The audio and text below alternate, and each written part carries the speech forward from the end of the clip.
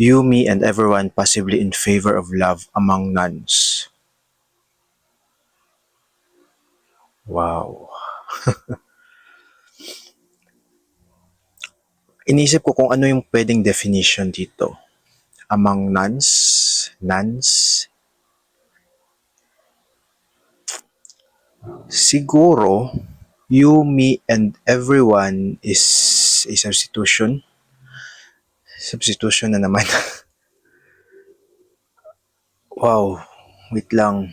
Hindi ko alam kung ano unahin ko. Saan ako magsisimula. Ah, possibly in favor of love. Pwedeng substitution din yung favor of love. Then kung ano man yung letters na makukuha previously ay ipapasok inside the word that describes favor of love. Siguro.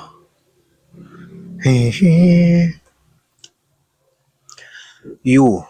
You, pwedeng letter U. Me, and everyone.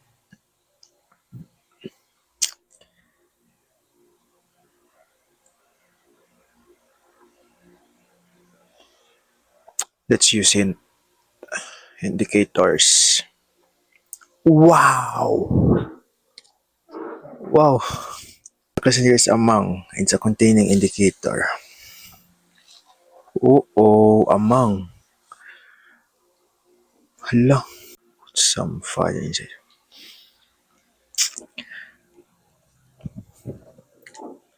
Possibly. Wait, so four ang nuns. Okay.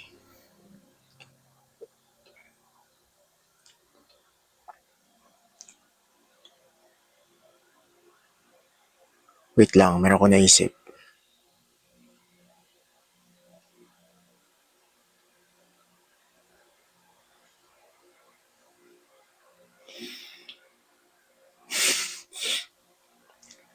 Hindi ako sure kung tama. Check muna natin. Let's see. So, mali talaga yung una kong thought. Okay lang. Nuns, bro. Bye.